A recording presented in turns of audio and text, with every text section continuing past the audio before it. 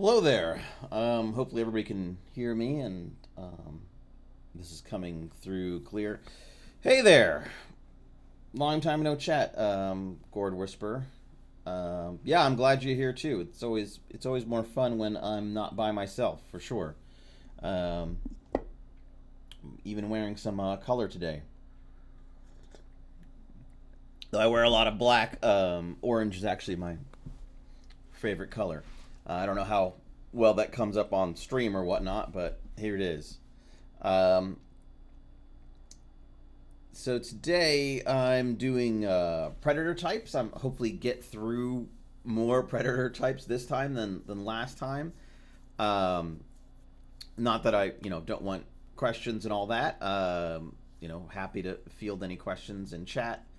Um, I just try to keep these streams in a reasonable amount of time. I upload them to YouTube and all that. I might do longer streams if I have time, if I can carve out some time in the future, but I'll figure that all out. Hey there, Don. It's going fine. I hope you have a good trip if you're heading out. Um, I just been keeping busy writing that kind of thing. So I'm just finishing up with a rough draft I'm working on at the moment. Hopefully have that out by tonight when I have the finishing touches. Yeah. Um, yeah. Yeah, Gord. It was intentional that the Sabat basically have more discipline points than other vampires. It's kind of yeah, exactly. It's kind of a callback to the original Sabat Player's Guide, where basically Sabat would get 4 discipline dots and no background points. Um, but it's uh, excuse me.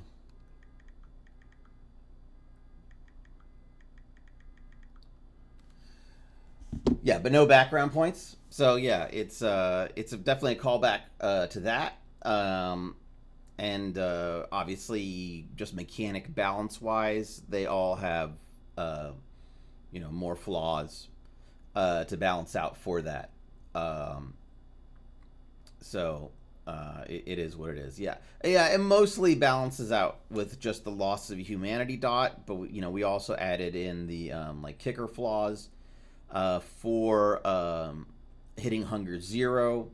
That is also kind of I mean, somewhat a game balance issue as well, because obviously, if you're Sabat vampires in the traditional mode of play, you probably don't really care too much about killing mortals.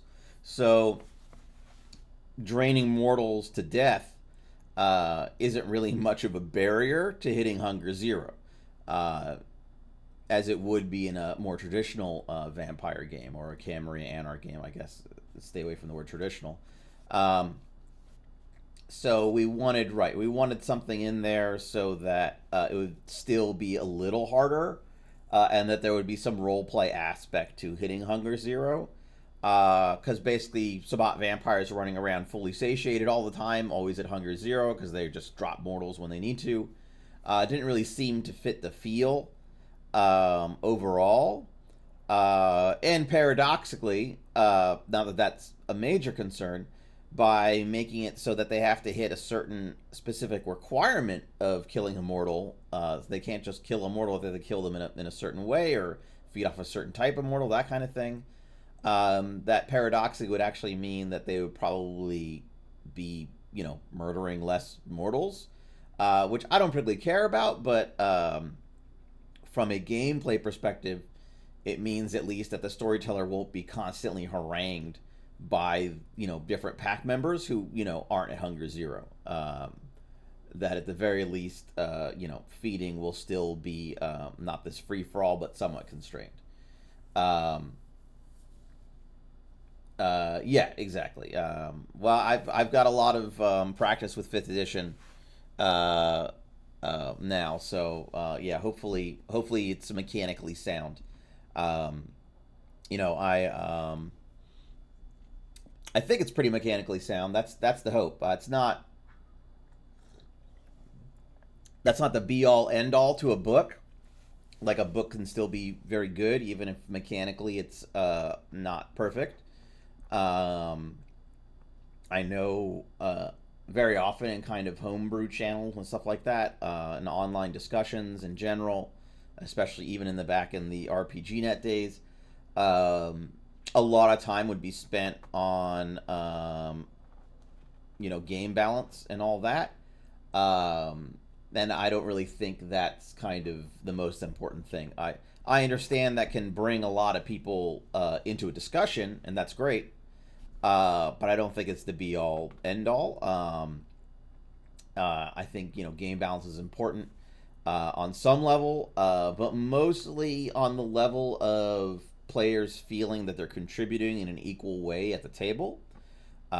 Really, the only time game balance really matters to me is if something is so kind of out of whack that it thematically doesn't fit, or mechanically basically makes other players feel irrelevant because everything that they can do, you can do better or good enough that you kind of like replace them at the table.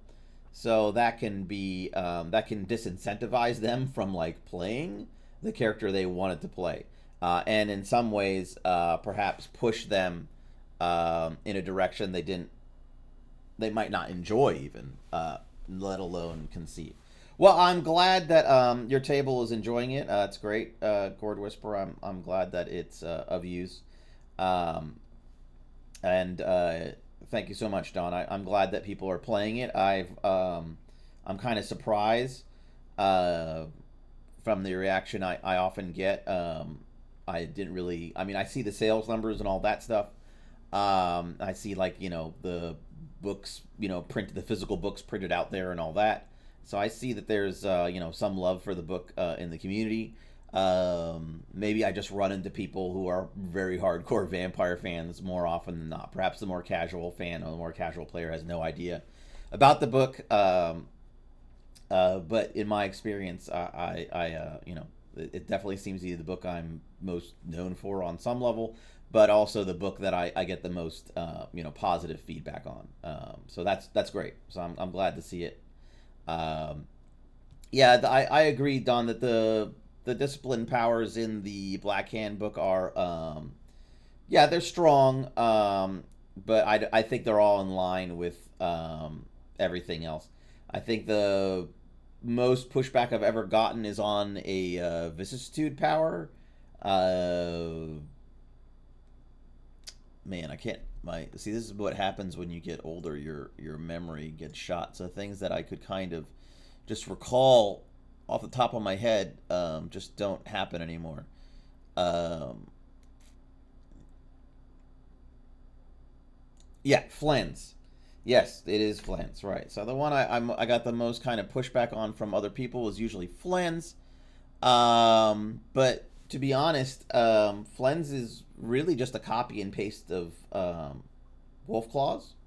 Uh, I think the only difference between it and or whatever they call Wolf Claws nowadays, the Protean 2 power, that lets you do aggravated damage with your unarmed attacks. I think the only difference between it and a Wolf Claws is that it's in the rules of Flens to score crippling hits, which is an optional rule in Vampire the Masquerade 5th Edition anyway. So technically, if you were using the crippling hits rules in your game, Flens would actually not do anything different, really, than the level 2 Protean power. So given that it's an amalgam power, um, on top of that, unlike, you know, Wolf Claws or whatever it's called, Claws of the Beast or who knows, it's gone through a billion different names. I can't remember them all. I still prefer Wolf Claws over them all. Though I understand why it's not called Wolf Claws anymore, because you can do fangs and all the rest. So really, that's really the only main difference. So it doesn't really seem that powerful to me, but who knows? Maybe in play, people have experienced critical wins and critical hits and crippling injuries in a different way than I have. They almost never, they very rarely come up. Often you get those kind of hits when attacking like a mortal who's going to get obliterated anyway. Like, it doesn't really matter if they're blinded or can't walk because they're, probably dead. Um, oh, feral weapons, yeah. Uh, okay, well, I'm glad that you've played with both. Uh, Dawn, yeah, and just mechanically, that's really the only difference, and it's basically only something that pops up at the very high end of a roll. Therefore, with the way V5 combat works, very often it's only going to come up against the weakest opponents you fight, who really, they're toast anyway. Very rarely are you going to get a critical win on, a tough monster where blinding them or breaking their leg would really make a huge difference. So I'm glad in your experience, feral weapons and Flens have basically been about the same experientially. Because, right, I mean, mostly it was written as a thematic power, and to kind of create the vicissitude chain of Flens and Whispers to the Flesh. I don't usually like these nested powers. Like you have to get this power to get that power and so on. I try to use it very rarely. When I was younger, I really was into that concept. I really liked the design of Feng Shui, the role-playing game. And I kind of like Exalted. The Exalted had some big issues, but I thought the kind of nested power trees were really cool. But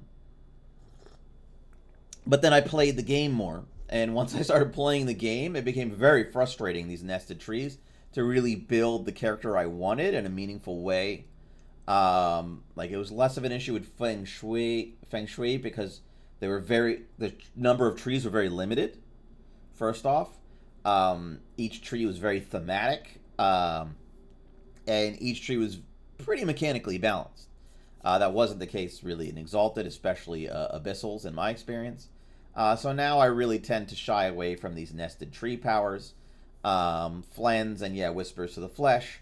The range version of Flens is basically the only kind of nested tree I really put in there.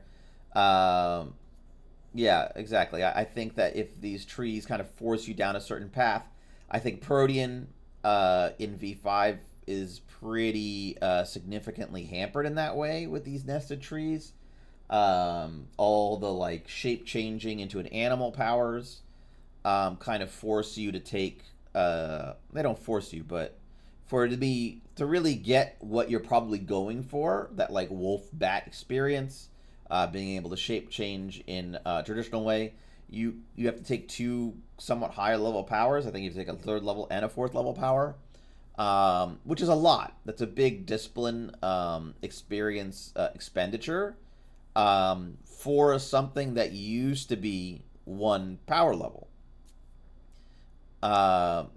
Yeah, so that I feel was not a good choice, because it kind of shot down some of the I guess power fantasy on one level, but it really shot down something that a Gangrel player is used to. They're not used to basically sinking that many points just to be able to turn into a wolf on a bat. They're very happy to spend their fourth level dot on that, but to ask them to spend their third level and their fourth level dot on that is a bit much. So now it is basically impossible to get the traditional Gangrel power set that you would have as like a well-established Gangrel. It is no longer possible to basically have Gleam of Red Eyes, Wolf Claws, Earth Meld, and the ability to change into a wolf and a bat, and then the ability to change into mist form. It's actually, you can't do that anymore, because to get the earth you basically have to give up the earth meld for one of the shape changing powers. And that's that. Um, so that's too bad. Uh,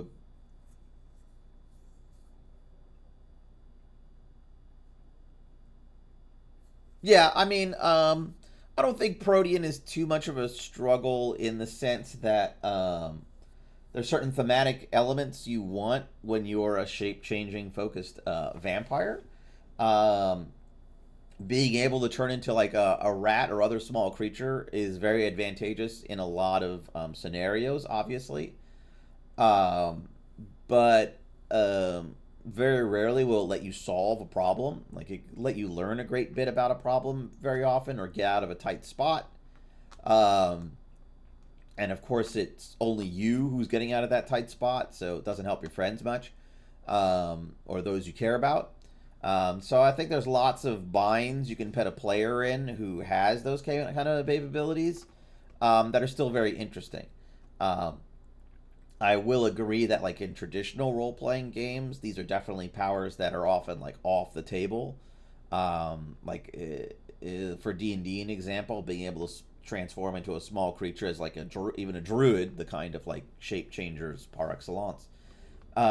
Really have to wait till the mid levels or the early mid levels to be able to do that.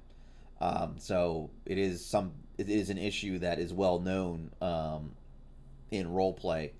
Um, yeah, the range, and I also say about the range version of Flens, um, I think mechanically it's actually kind of weak, but the ability to damage people in a horrific way at range with a power that really isn't known for its range capabilities, Protean. Um, I think it's okay. It might be a little weak for a ranged combat power, but given that it's from a power set that often doesn't have any range capability, and thematically it's very cool and gross, I think it works out all right. Flen's definitely in a fight gives you a lot more bang for your buck than Whispers to the Flesh. Whispers for the Flesh is a really cool way to take out a mortal, to basically just like beckon their skin off of them, and they just fall down. That's great. Probably in a knockdown drag out fight, you might be better off getting in close if you can. Um, yeah, I'd say that with as with a lot of things, players are really willing to forgive something that might not be mechanically as good as something else, um, as long as it hits a certain theme they're going for, and helps them accomplish a certain fantasy. I often point to the assassin class in Dungeons and Dragons. Mechanically, it is actually a very weak class in all its iterations, except for maybe second edition first edition Dungeons and Dragons maybe, when it appeared in the DMG, um, where there's like a percentile chance to like auto kill people. Other than that, that's a class that's kind of mechanically very weak, but it's still, from the data I've seen, the most popular rogue subclass. It way outclasses all the other rogue subclasses, mostly just because of the name. People want the assassin play. They want to have the fantasy of being the assassin, and that subclass is the only one that really even tries to hit that fantasy through the name and like the poison use and stuff like that, and like a couple of other things. Even though mechanically it's far weaker, well, maybe not far weaker, but a good bit weaker um, than the other subclasses. Yeah, Don, that's right. Yeah, the assassin subclass is very front loaded usually. Like it has a lot of stuff. Well, I don't know about the 2024 version, as if that's. I know that one leans more into poison. I know it still has the thing. I think it gives you advantage to initiative rolls, and if you attack somebody before they go in initiative, then you I think get advantage on the attack, which lets you sneak attack. I think the older version was maybe a little more powerful because it auto crit when you did that, but didn't have all the poison stuff that the new one does. But right, it's very front loaded. So after the first round of combat, most combats in D&D, are lasting 4 or 5 rounds. You're kind of all those advantages cease to exist. And here I'll answer your question, Gord Whisper, and then move on to predator type, so we can hopefully get through it before I have to run off. So, Gord, you said I had a question tied to Savant hunting by pack hunting with a win at a cost. How do you like handling that? Pure roleplay with a win at a cost consequence, a diff 6 roll per rove, or a difficulty depending on the circumstances demanding their prowling? Yeah, I think that's really up to your table. Some tables really like rolling dice. They feel like if they don't get to roll the dice, then, why are they there on some level? So if your table likes to roll dice or whatever, then that's a quick, easy way to just have them roll it and then move on.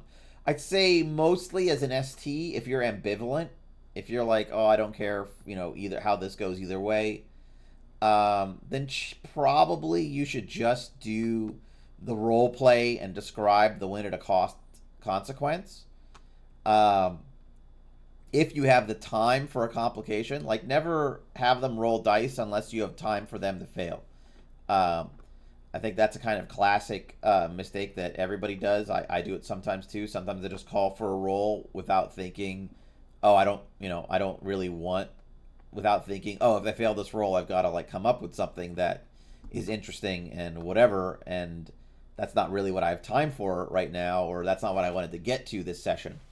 So unless you have the time to basically kind of derail things, if the roll goes bad, then I wouldn't have them roll basically for that. I guess the only other issue with that is if you feel that they are not getting a lot out of Rove, the arena trait, then perhaps you'd want them to roll more often there too. There are some advantages, like path-based advantages and stuff, that make hunting, easier. So if they have those, then I would also consider them rolling, so they get use out of the advantages, and therefore probably they're more likely to get some kind of critical win or critical success, where you can basically, hand wave the consequences too, which, can make your life easier. As for win with consequences in general, I'd say one of the benefits of win with consequences is not rolling. So yeah, I wouldn't really have them roll if it's a win for consequence situation, unless the rolling is a major way they get fun out of the game, or if they've invested a lot into the rolls. Because then that means that they have a greater chance of hitting, those exceptional win conditions, and all that. All right, so let's get into, no problem, Gord Whisper. I hope that's a helpful answer. So let's get into predator types. So we talked about scavenger last time. So we got through one last time. Hopefully we can do more this time. Maybe I won't go into so much detail in each individual one. Maybe. So Reclaimers, as I said last time, are kind of a take on Bloodleech. These are vampires who are really looking to feed only on other vampires. They have a higher blood potency. Obviously they lose an extra dot of humanity, 2 dots of humanity instead of just 1 dot of humanity, like most of the other Sabbat-based paths. And the common paths are Cain and Death in the Soul. The which makes sense. Death and the Soul are interested in the like spirit and essence of things, and therefore Diablerie, the actual consumption of a soul as it's defined, could be attractive to certain members of Death and the Soul. Though Diablerie really isn't kind of central to their tenets. So I don't really know if this is like the go-to predator type for them. I'd say Scavenger is probably more the go-to predator type, and this is kind of a secondary one. But for Nodus, those on the Path of Cain, this is definitely the like go-to predator type. And it's kind of feeds into the Sabbat drama as well. The concept of Sabbat as Diabolists and cannibals, these fiends who eat other vampires who don't care about Diablerie and the damage it does to their like psyche or metaphysical essence. So I also kind of think of this predator type as like the default Sabbat predator type. If you're just making a quick Sabbat character or NPC, then making them a reclaimer, I think, is very easy, something of a no-brainer, because it feeds into the stereotypes of the Sabbat, which are there for a reason, obviously. This predator type, like most of the predator types we do, and someone mentioned the pack types and all that earlier, and how the pack types have different rules and mechanics. I think that was you, Don. And so that's kind of something we always want to do, and we always wanted to do, is we wanted to make sure that everything we present has an interesting twist to it, not just thematically, but mechanically. And so all the predator types, I see we have an ad break in a few minutes. I try to make the ad breaks less common. I don't know. I think that makes them a little longer, but hopefully they're less common. So we wanted each predator type, each pack type to have a little mechanical twist that made them more interesting, as well as their thematic twist. And with the Reclaimer here, what you can see is that just as Scavenger got a little bit of a bonus when they feed directly from a corpse, they can get the melancholy resonance and all that. Reclaimer gets a bump to their Diablerie roll. So they get 2 extra dice when rolling to commit Diablerie, and that's just a flat bonus that goes on top of any other bonuses, unless those other bonuses say otherwise. So with Reclaimer, that's a pretty great kicker, or a pretty great bonus that you really can't get any of. Those are 2 dice you really can't get from anywhere else. So it really leans into the fact that this is a Diablerie focused predator type, not just a vampire seeking the blood of other supernatural creatures, other vampires. And that also sets off the kind of offsets the right. Well, exactly, Gord. I'm glad that they enjoyed that 2 dice in their last session. If they're committing, that makes a big difference, because they lose 2 dice right off the bat just for taking the predator type, because the Diablerie roll uses your humanity as part of the base die pool. So you're taking that humanity hit right there. That's a great question. As for which role, because Diablerie, unfortunately, mechanically, it's kind of split into these 2 roles: Strength Resolve and the Battle of Souls. It is worded a bit obliquely. I can look at the exact page, but my understanding is that it's to all the Diablerie rolls, right? So whenever you're rolling to commit Diablerie, you're getting a 2 dice bonus. But where that comes into real play, because to be honest, that Strength Resolve roll is kind of I mean, I think in the way it's written, it's really written to any role that has to do with committing Diablerie in the actual act, and that's why it gives the page number 234. So it wouldn't. I don't think it would give you a bonus roll a bonus to a roll if you're in the process of like planning a diablerie, or if you're sneaking up on someone you plan to diablerize, that kind of thing. It's really if in the act of diablerie you're called upon to make a roll, you get 2 extra dice. That's basically what it's there for. Um, I mean that initial strength resolve roll, you'll probably never really need 2 extra dice for that.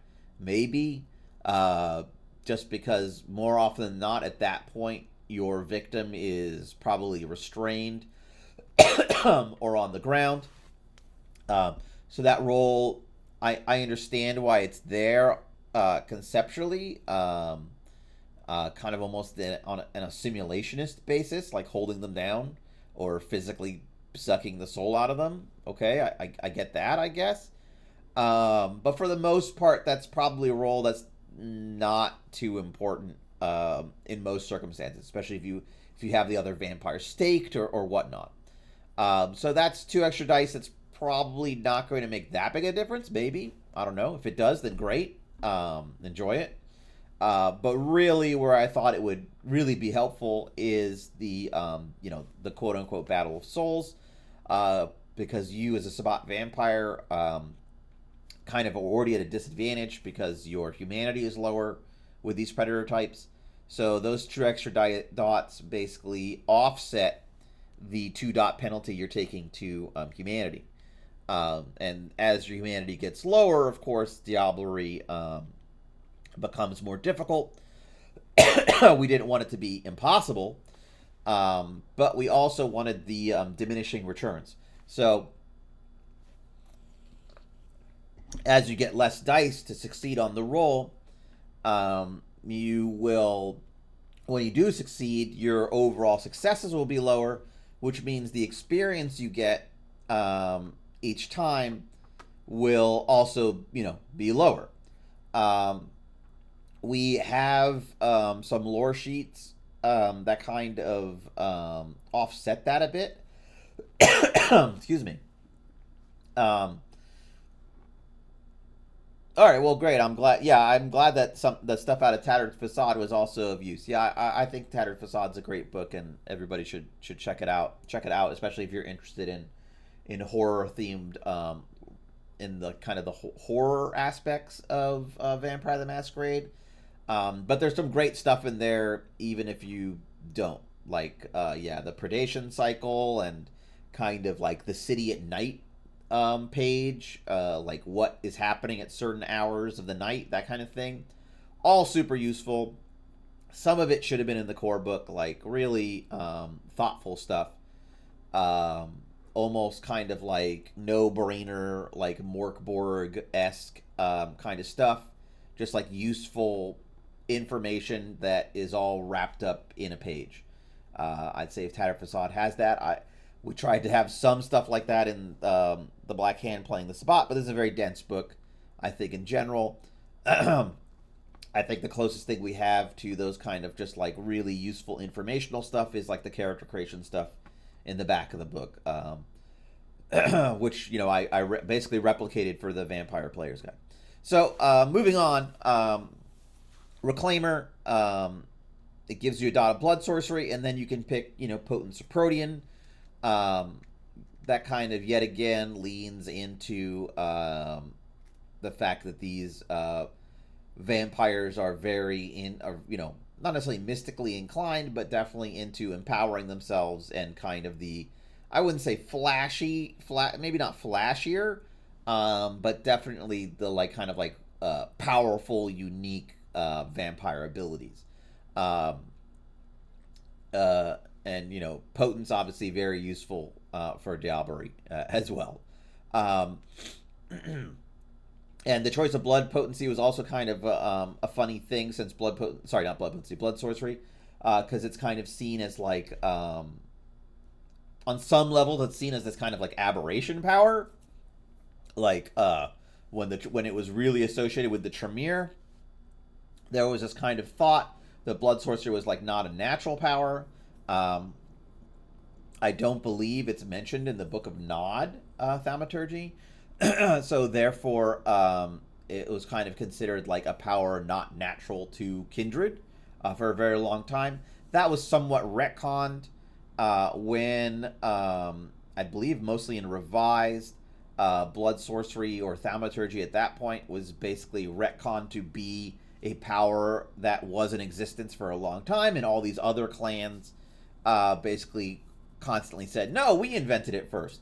Everybody from the Assamites slash Banu Hakim to Setites slash Ministry basically claimed that they invented thaumaturgy first, and they all had their own different versions of thaumaturgy, so on and so forth. So I thought it was kind of funny on some level that blood sorcery, which obviously very useful for Diabolist, who wants to, make sure they're getting the best bang for their buck when Diabolizing someone. Taste of Blood's pretty useful for that. Not to mention its various combat applications. And all the useful rituals. Being able to fly is pretty useful when hunting another vampire. So having blood sorcery basically be kind of like the baseline power for the predator type most common amongst those on Path of Cain or Nautists, when it still bears a little bit of stigma as kind of an unnatural power, I thought was, an interesting twist. Moving on to Hedonist. Hedonist, of course,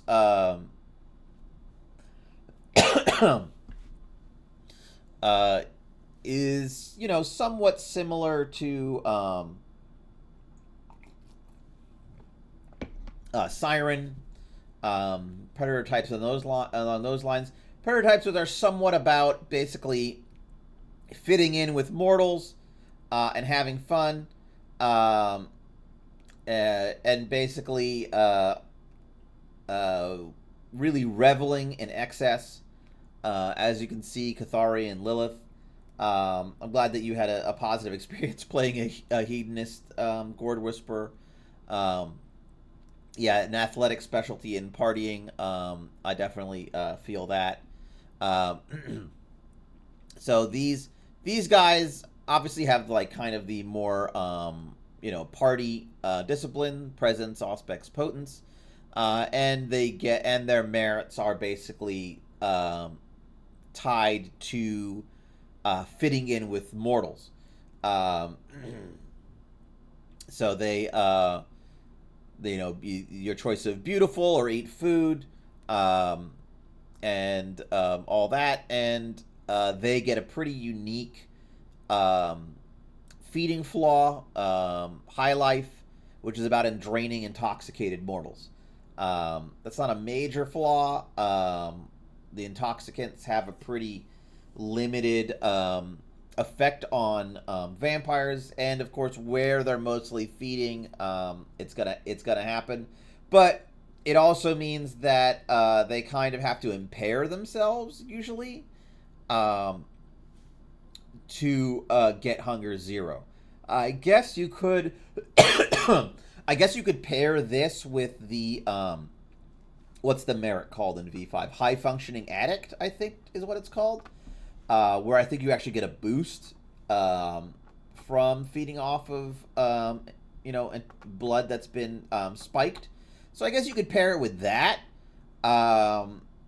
So that would kind of offset any issues you might have with your pack, who might get a little frustrated with the fact that you're always getting fucked up before a fight, or before a right tay, or anything like that you basically never come to the function straight. That might cause some tension or friction with like your priest or your other pack mates, and of course that's part of the fun. And so I guess you could tie it with high functioning addict, so that at least mechanically you're not screwing everybody over. But roleplay wise, that probably wouldn't really matter. Like they would still see you kind of coming to the function with your eyes all bleary, or your hand shaking, or just like coked up.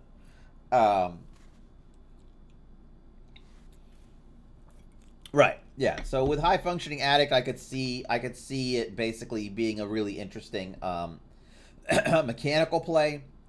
And their kind of exceptional kicker is they always treat their humanity as 2 higher when they're using Blush of Life. So they have a much easier time using Blush of Life to pass as a mortal and to experience mortal things. This is, as I'd say, kind of what I don't want to say default, but I'd say pretty common amongst Cathari, especially for Lilins. I would think maybe this is more of a secondary path that kind of leans into the pain for pleasure thing. Um, while for Cathari, this really seems to hit a lot of their go-to points, and this ability, being able to treat their humanity 2 higher when using Blush of Life, actually has really interesting interactions with the Cathari advantages, which I think set baseline humanities for the whole pack when using Blush of Life. Um, Maybe that's party animals. I don't remember off the top of my head. So there's some interesting mechanical interactions there also with this predator type. Um, so that's their kicker, is that Blush of Life bonus. All right, so I'm making some progress here. All right, so the next predator type. All right, yeah. So high function addict gives you +1 to mental or social rolls while on your preferred drug. All right, so that's not. I think that's maybe a little weak. I thought that was like a 1 or 2 point merit, but I on some level I could see that being an interesting mechanical interaction if you're looking for interesting mechanical interactions. So Domina, I talked about this one a little bit before. More common amongst Lilins, power and inner voice. I would say these power exchange predator types, these power exchange focused predator types, such as Domina and Masochist, they're next to each other for a reason. Really feed into kind of the Lilin stuff thematically. Um, and Oh, did I miss? No, there it is. Okay, it's there. All right, I was my eyes are. You mentioned Ripper Gordon. I thought I had missed Ripper, but there it is. Um, yeah, a Ripper is definitely an interest. I've run several games with the Ripper Predator type, and it is definitely it adds a lot to the experience. That's for sure. People who pick Ripper are really there to feed into the gore slash vor of it, I guess. Um, but yeah, the Domina and Masochist, they feed into very much the Lilith's kind of power exchange dynamics, and to a lesser extent, power in the inner voice. Obviously, Domina, much more for power in the inner voice. I'd say Masochist, you could play. It's not one of the paths listed for Masochist. You could play a power in the inner voice focused vampire with the Masochist Predator type. I think that would actually be really cool and interesting play style. Um, Someone on power in their voice who's really playing up the kind of more submissive angles of the power exchange stuff that path leans into. Um, the kind of like, not so much like becoming the perfect follower concept, but definitely the idea of, I guess, what you call like a power bottom, someone who is weak but who kind of has the weak facade, seems to be in the submissive position, um, but in fact is the one calling the shots, the one who's really in charge. So that could be a pretty interesting twist on power in the inner voice for Masochist.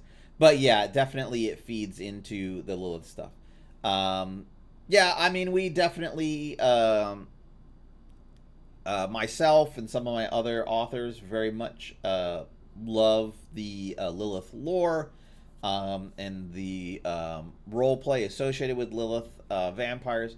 So I think definitely the Lilith, we definitely wanted the stuff that we associate with Lilith to kind of hit certain benchmarks and themes. And so yeah, I think you can see that why a lot of the stuff associated with Lilith um, is pretty, I think, pretty well written. But to each their own. um, so With Domino, obviously, that's more about being in control. It's very mortal focused, which is why I think it's what I would consider more of the kind of default. I'll just use the word default. The kind of default for power in the inner voice vampires. I think this is kind of their go-to predator type. You know, you're in charge. You get a bunch of money. Um, and you get some stuff to do with mortals like Stalker and or Known Corpse, which would make your life a little harder when interacting with mortals, which is funny. Um, and of course, they have the Death Wish um, feeding flaw. So this one,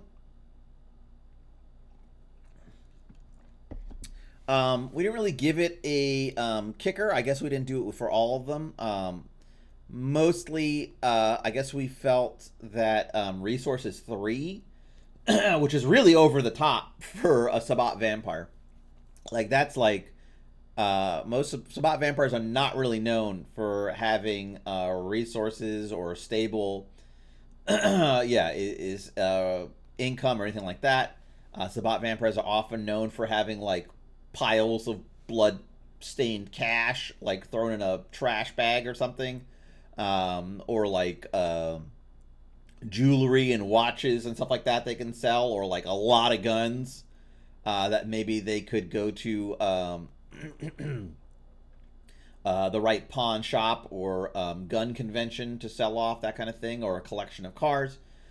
So really, they're more known for having the stuff they need, and perhaps in a pinch, things they could sell to get money if they really needed it, like stocks, bonds, investments, a job. Those are not things Sabbat are known for. So yeah, having Resources 3 is just kind of um, uh, out there, and I think they may actually be the only Sabbat predator type to get resources at all, if I remember correctly. Yeah, I think that's the case.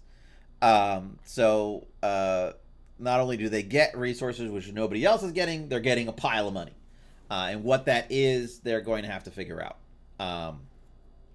So moving on from that is, and I'd basically just say that Domina, as the name suggests, are basically about controlling others and putting people in positions where they're submitting to you. Um, so it's somewhat similar, I guess, to Osiris, maybe, but obviously it's much more forceful and domineering usually. It can be psychologically manipulative. As you can see, potence, animalism, and dominate are kind of their are the powers that they gain from this predator type.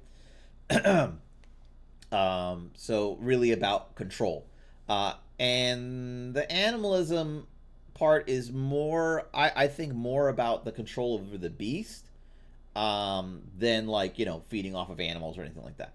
But it's all about control. These are control powers.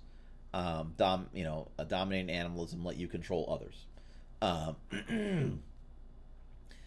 Yeah. People. Yeah, having lots of, and obviously where they get that cash from is probably from these people they're basically controlling. So perhaps this is kind of a Findom situation, predator type. Moving on to Masochist. Um, so Masochists, somewhat the flip side of Domina, not exactly. Basically, Masochist. If you ever seen Near Dark, um, there is a vampire in Near Dark, who's I don't know. I think they're a child, but they're definitely younger. They definitely present younger. Though I think obviously they fall into the old trope of they have a child's body, but um, they are very old, that kind of thing. Kind of a classic vampire trope we see in a lot of vampire books and novels, and probably something you don't really see played at the table too often. in a vampire game nowadays. I think it was a lot more common when I first started playing Vampire. I know in Chicago by Night, the original one, the like kind of classic OG Chicago by Night, there was a Tremere, I believe he was 6 or 7 gen, named Nikolai, who was also a child. Um, so yeah, Homer. Okay, yeah, Homer from Near Dark. So part of his kind of like, which you see in full display. It's also in Let the Right One In, another child vampire movie. As I said, it's a pretty common trope. I'd say in Vampire the Masquerade, if a character wanted to play like that, that would really be a table discussion, not just a ST to player discussion. Obviously, playing children is a very sensitive subject in any role playing game, except for the ones where everybody's a child, basically, like Kids on Brooms or whatever. But definitely in a horror role playing game where you're playing vampires that are eating people and all that, and dominating people. Throwing a child in the mix, especially as a player character, it's a very sensitive subject. I don't think you'd ever see that like in an actual play or an official product or anything like that, and for good reason. So if that's something you want to do at your table, that's really a table discussion. That's definitely not just a one-on-one player to ST discussion.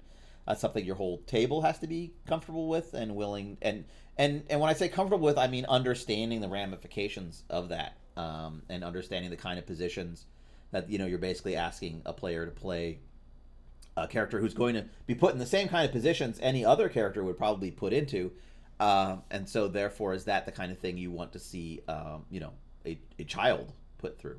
Well, not necessarily want, but is that something that you're willing to kind of use in your game in a way that's effective? And I think that's a matter of not just trusting the ST and the player, but for the whole table to be comfortable with. Well, I'll move on. I'm not here to talk about that stuff specifically, but I definitely want to mention it since I'm using Homer and children vampires as an example. So with the Masochist, I feel like Near Dark, especially a little bit to Let the Right One In, but more Near Dark. You see a vampire basically pretending to be weak, pretending to be injured, to lure in a victim, to basically play on their sympathy and empathy, to basically play on the humanity of your victim, to lure them in, so that they can be fed upon or killed, possibly. So masochists mostly use that. They have a little bit of a twist on it in that they don't necessarily pretend to be weak, not just weak or injured, but they really look for people who are planning on taking advantage of them because of their weak state or their inebriated state. Because obviously, most masochist vampires are not children; they're adults. So they are pretending to be weak or in a compromised position in hopes of luring in those mortals who are going to take advantage of them so that they can punish them, basically, for trying to take advantage of them, for that kind of thing. That's one of the reasons they have the Mortal Ties Dark Secret, not just because they're keeping herd or retainer or keeping a mask to pretend they're mortal, but obviously because they're going out of their way to seek out victims who are cruel, basically. They seek out victims who are trying to take advantage of them, who are trying to dominate them. So it's a little bit of a twist. You could just play up the I'm hurt, come help me angle of masochist. But I don't think that fully gets what it's going for. But that's okay. You use it as makes the most sense for your game. It gets you fortitude, yet again, which is actually kind of a rarer discipline in Sabbat in general. So pretty useful power. Obviously, if you're going to lure in people who want to hurt you in one way or the other, being able to like absorb the blows is pretty useful, as well as Auspex blood source or blood sorcery, also great powers for investigating your victims and the rest.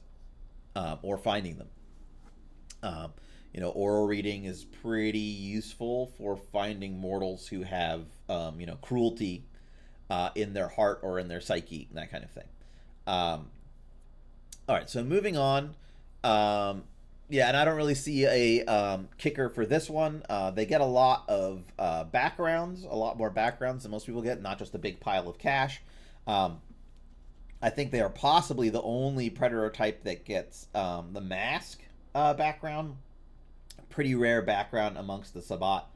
Um, Keeping up a kind of mortal facade or identity is, very rare, and I think would be looked upon suspiciously by the Sabbat. Yet again, they have the mortal ties flaw, so there it is. And they have the most common feeding flaw amongst these predator types, which is Death Wish, which I've talked about before as kind of a feeding flaw that you should probably talk to the player about, or the player at least should be cognizant of, what that feeding flaw means, that you're only going to be hitting hunger zero with a very specific type of mortal willingly, dying for you in a sense. um, so I see I have an ad in about a minute, just so everyone knows. So let's see. I'm not going to rush through Ripper. So hopefully, um, I won't skip over anything too important during the ad break. But Ripper is kind of kind of a gore focused predator type. They really like to get dirty and rip apart their victims. I guess they butcher them, as they say. It's somewhat of a play on Jack the Ripper, but not really. I don't really know if there's a predator type that this one is analogous to. Maybe Alley Cat on some level. Uh, but it takes the Organivore feeding flaw, which they all get here, um, and basically makes it their whole deal. Their whole thing is the Organivore thing. They want to. They're not just there for the blood. They're there for the meat. um, so they that's a pretty straightforward predator type. There's not a lot to say about them. This is definitely one for people who want to play up the kind of like horror aspects and the inhumanity of a Sabbat vampire. Um, they do have a kicker, which is that they slake one extra hunger when they hunt alone. So if they're by themselves, they slake an extra hunger, which is pretty useful. Especially considering each time they hunt by themselves, they're making a big goddamn mess. So having to hunt less often is a pretty useful thing. That does not allow them to get to hunger zero, though. If they're at hunger two, and they slake two without meeting the bestial hunger flaw requirement, which I'll detail, then they're not going to get the hunger zero. That extra slaking of hunger is not going to help them because they're still going to be limited by the bestial hunger flaw, which says that you can only set your hunger to zero by consuming your victim's heart. So that, on some level, might seem a little easier than some of the other feeding flaws. It's only a 1 point feeding flaw, as it is. Like, you're killing people anyway if you're a Ripper. So what's the difference if you have to like open them up and eat their heart, right? Um, but obviously that is a pretty distinctive mark of murder. So that's going to possibly cause you, other problems down the line as you leave a trail of heartless corpses. Oh, you're with Gord Whisper. Your pack of shovelheads and our Miami crew were raising a den of rippers before a bunch of them died last session. Yeah. So that's a whole bunch of rippers would quickly bring a lot of heat on you probably. Um, so I'm not too surprised that they all got taken out. Though it is a lot of fun personally, I think, to have a bunch of shovel heads in tow. They're especially if they're kind of like broken and not and unable to like fully form as vampires. Maybe not as terrible as like the unbirthed. Definitely in Our Graves Are Empty, you kind of get a bunch of disposable shuffle heads as kind of a resource in the game. My players really enjoy like naming them as they find them. These kind of like broken, almost white-like vampires that like follow you around like a pet until you sick them on your enemies. So Ripper, obviously, they lose 2 dots of humanity, but they get a bump in blood potency. I think there are only 2 predator types that get a blood potency bump in the Sabbat. I believe it's Ripper and Reclaimer, if I remember off the top of my head. And those are both the ones that dock you an extra point of humanity. So Ripper, I think, is a lot of fun, pretty interesting. Definitely a different, really leans into a different style of role play than other vampire sects. Leans into the Sabbats in humanity specifically. I think the 2 paths it's associated with are Arcane and Power in the Inner Voice. I feel that works out. It's kind of interesting to pair this with Power in the Inner Voice because it kind of leans away from their more genteel facade that you can sometimes put on them. You can kind of ventruify Power in the Inner Voice vampires. It's like, oh, they want money and power and rich and blah blah blah. But with the Ripper and Power in their voice, he's really leaning into the I'm the ultimate predator. What the beast wants, the beast gets, because it's kind of like an inner mirror into, it's like a direct line to my ambition, the beast.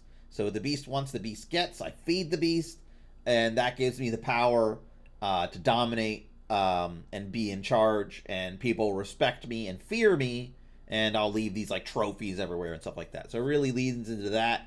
It kind of gets away from the like ventrification of Power in the Inner Voice, so I really appreciate that. I think it's very interesting. You're saying, Gourd Whisper, your pack are a press gang. We've enjoyed them. We named them Tool Rip Skidmark. Funny. And they, oh, you sacrifice them for the damage mitigation. In Our Graves Are Empty, not to spoil anything, there is at a certain point, you basically can sacrifice these shovel heads you find to negate damage you take during a big fight.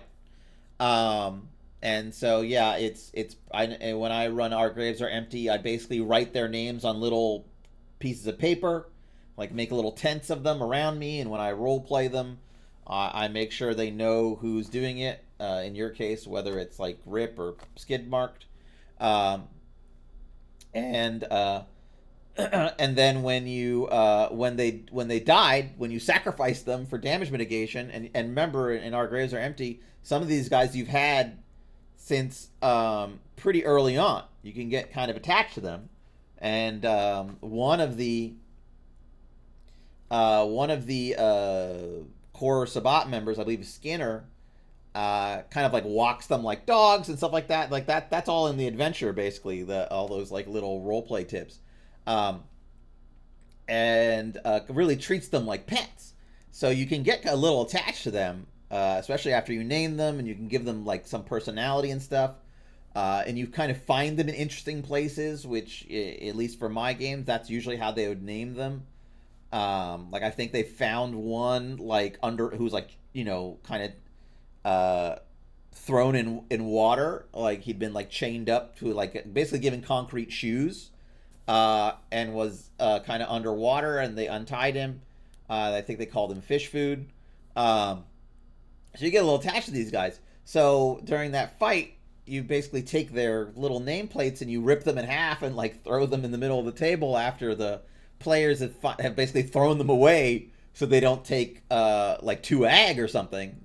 It's like, oh, you take 2 ag, and they're like, no, Skidmark jumps in the way of that cauldron of blood, and so on. Because it's actually a really nasty fight. It's pretty nasty fight. It's several vampires with level 5 powers. Like they will murder you unless you and easily, unless you basically stage things just not just right, but make some plans to take them out. It's kind of an ambush situation. Um, so I'm glad that's the case. Yeah, press gangs are a personal favorite pack type. Maybe I'll go over that as well. Maybe not next time I stream, but soon I'll go over the different pack types. That will probably take me 2 or 3 streams.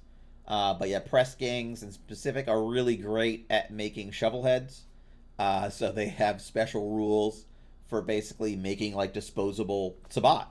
And some of which can become NPCs though. So you might end up with a few more NPCs than you'd want at the end of the night. Here and there, stragglers. But for the most part, they're really good at making kind of disposable cannon fodder. And so they kind of, as I described before, really epitomize that concept of a core cell of Sabat surrounded by these younger vampires who are probably not going to make it. We're much more disposable than the core group. But if they do make it, that from a Sabat perspective means they become no longer disposable once they've proved themselves, once they've gone through the fire, as it were. That's something for some Sabat that's kind of a metaphysical sign that they are meant to be vampires, that it wasn't just a fluke, that you embrace them. There's some reason for them to be there, and that they're as much Sabat as the rest of the pack. And so you basically have to take them in at that point, which maybe wasn't your plan when you originally jumped this waiter coming out the back door of the restaurant, right? So that can lead to some interesting role play. And I think in Our Graves Are Empty, each PC, it's instead of having a name, the pre-generated characters you get basically have a location where they were basically murdered, where they were killed by the Sabat before they're killed and murdered. Embraced by the Sabat. And you basically get to fill in the gaps in their memory after they kind of come out of their graves, their empty graves. So moving on, kind of talking a little much about Our Graves Are Empty. I think it's a great adventure, and it's a big one. I forget exactly. I think it's 69 pages. Nice. And it has a lot of information there, even if you don't run the adventure. You can check it out on the Storyteller's Vault. I think it has a pretty big preview. I think it's like a 15-page preview, if I remember correctly. So you can get a very good sense of what's in there. And the reviews, I think there are 1 or 2 detailed reviews on there. So moving on, I think I can get through the last 2, and then I'll have to probably wrap it up. I think Our Graves Are Empty. Chris Handley, who now writes a little less for Vampire than he used to. He has some stuff on the Storyteller's Vault. I think he has a book called Manchester by Night or something. You can just search his name, Handley. It spells as it sounds, and you can find him on the Vault. I think he actually put the very first V5 product ever on the Vault. So he got the jump on everybody. And now he mostly writes for Warhammer 40k roleplay, Wrath and Glory, which I haven't played, but which I hear is great. I love 40k in general, so definitely check out his other work. But he was the main author on that book, so he did a fantastic job. We worked very closely on putting it together, and I think it came out fantastic. So Executioner. It's kind of a weird one. When this was pitched to me as a Predator type, I was like, really? I mean, how's that going to work? But now I love it. I think it's a fantastic Predator type. I think it's a lot different than all the others. In that it's someone I talked about it a little before, who has these close mortal ties that they're basically using to hunt down those who deserve, punishment, those who who need justice meted out to them. Um, it is Cathari, Power in the Inner Voice, mostly, because it kind of leans into, for Power in the Inner Voice, it leans into the idea of authority, from a kind of justice angle more than a law angle. And for Cathari, it kind of leans into some aspects of Path of Night. This idea of you being an avenging angel, that you are like this apex predator in this, in the physical world, this, the deposed world of the material realm and all that. And that you basically have to be this like monster, as a kind of like warning, to mortals that there's more to this world than, material gain, that there's like a spiritual element, a karmic element, which will punish you. So, that's all very interesting from a path aspect, esoteric aspect. Or you could just have kind of like a cop mentality, I guess, and you just want to, torture and punish people, and it gives you satisfaction to do that. Um, and Yeah, I think those are actually, the art image I found. It's actually it's obviously like everything else, it's Creative Commons and free use. Uh, but that's actually, I believe, from, the early days of like COVID. So those blood samples, I think, were part of the whole like, COVID, lockdown issue, when they were still, trying to figure out the best way to do like testing and stuff, for it. Um, so that's a little depressing.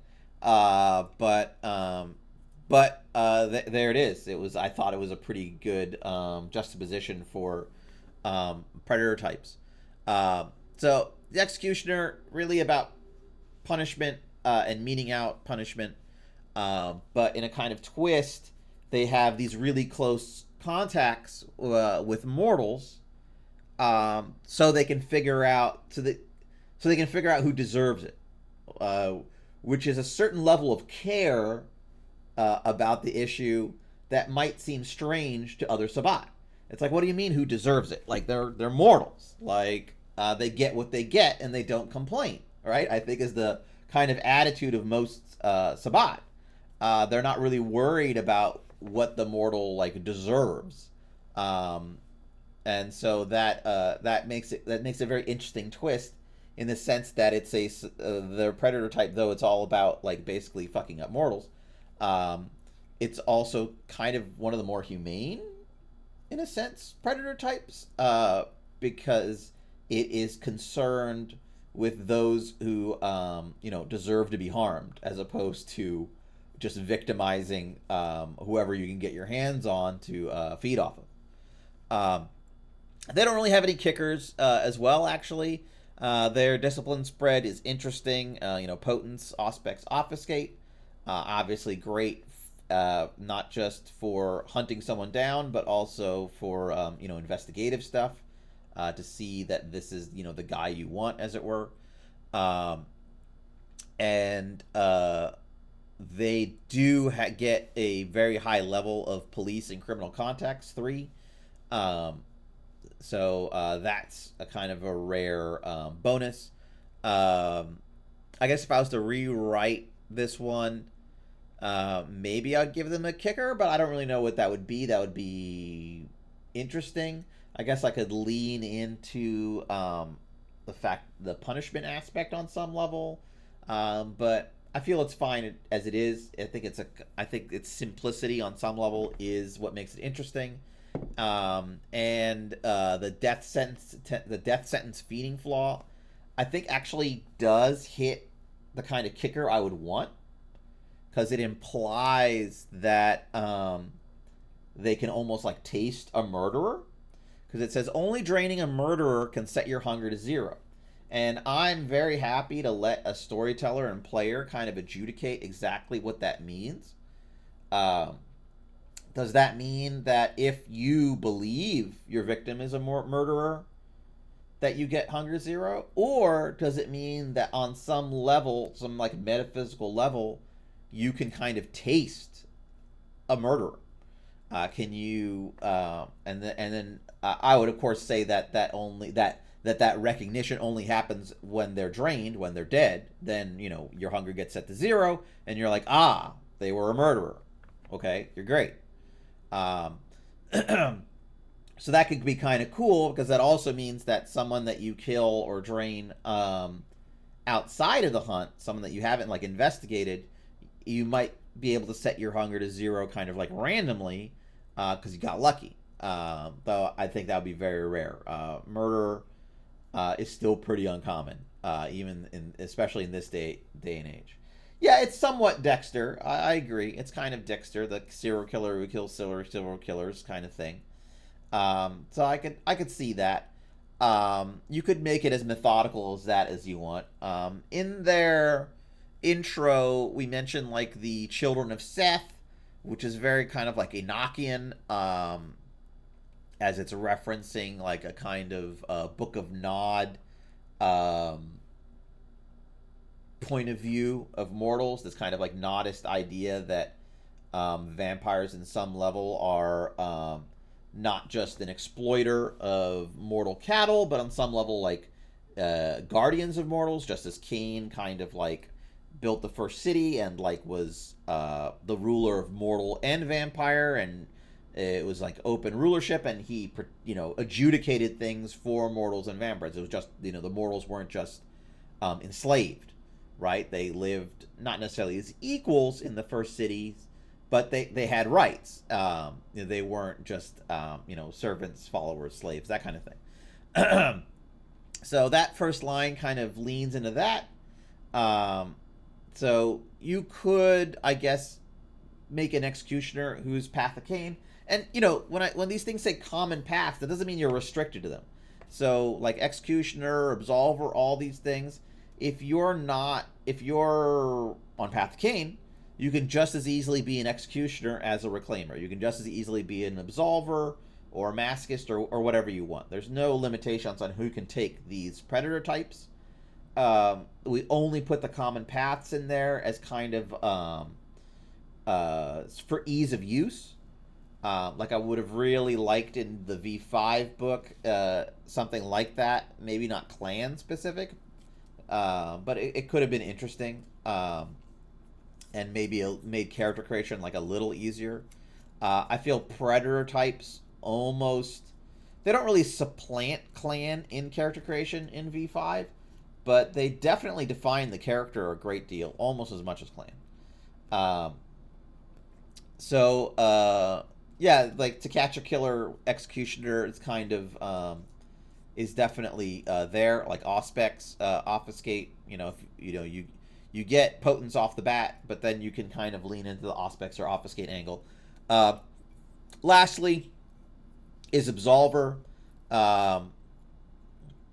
Yet again, kind of a more subtle predator type, and therefore suffers from mortal ties, because they basically are creating relationships with mortals. As you see, they gain a herd and a haven, so they kind of a constant source of blood and a place they can call their own. This is a personal haven, not a communal haven.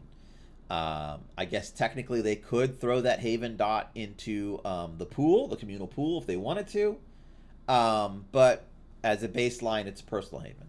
They get Dominate, Celerity, Presence as their like discipline options, because they're really about, especially with the Dominate and Presence, they're really about basically manipulating mortals in vulnerable positions. A mortal that sees them as an advisor or a therapist, someone they can come to, maybe even a priest.